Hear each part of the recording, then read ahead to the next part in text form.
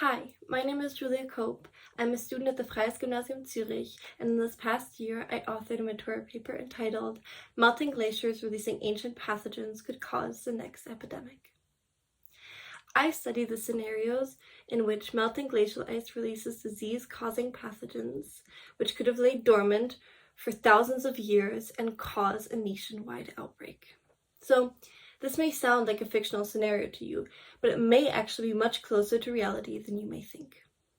Research in this field is still at its infancy. The first ever paper quantifying this risk was published in July of 2023.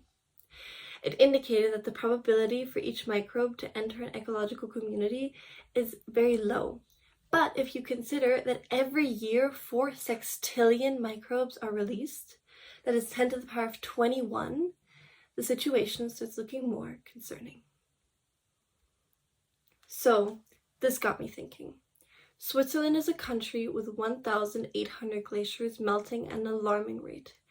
It is estimated that in the next 30 years, half the Swiss glacial mass will have receded, and by the end of the century, Switzerland will have no glaciers left. I wanted to understand the nature of this threat by determining the outbreak scenario that is the most likely and most dangerous for Switzerland. So we need to understand first what these agents even are. So the agents you find in ice are called microbes. This is a term that comprises microorganisms and is also expanded to include viruses. Of these, bacteria and viruses are the most likely to survive the harsh glacial conditions. Since I wanted to study the most dangerous outbreak scenario for Switzerland, I studied the 7 bacteria and viruses that are deemed most dangerous to public health.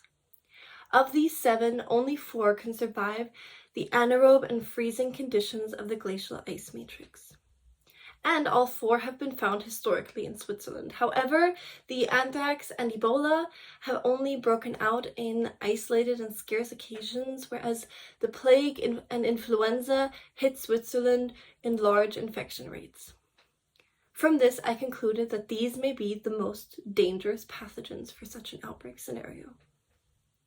So knowing what pathogens could have caused this outbreak, the question of where it could happen still remained. So I formulated 3 key factors that comprised the framework for assessing which glaciers pose the biggest risk, and created geomaps analyzing these factors. The first was microbial prevalence. This estimates how many microbes can be found in the glacial ice. This could possibly be concluded from historical wind patterns, precipitation levels, and glacial areas, but these indicators were out of the scope of my paper, and so I focused on the second and third factor in my analysis. The second factor is microbial release through glacial recession. This is important because the more the glacier melts, the more microbes are released out of the ice. My analysis used measurements of the recession of the glacial tongue as an indicator of glacial melting. The third factor is human contact, because people need to come in contact with the ice and the microbes coming out of it in order for them to get infected. Using data on population size and distance of surrounding settlements, I could account for this factor. Further research can also consider glacial streams, tourism, and animal vectors. From my entire data analysis, I was able to identify one specific glacier, the Finde Gletscher in Zermatt. But I want you to keep a macro perspective. If we consider that there are 1,800 glaciers that also pose a risk in Switzerland, it becomes clear that the situation needs to be taken seriously and that Switzerland needs to address this using mitigation strategies. And so I formulated some.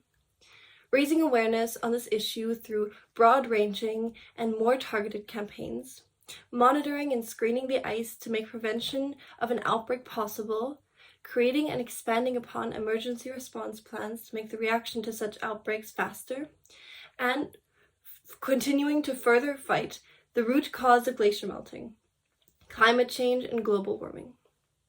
Developing research and understanding in this field is needed to tell how likely such a scenario really is, what diseases are to be found, and what the best mitigation strategies are to address them. But until then, we should stay wary of what's coming out of the ice.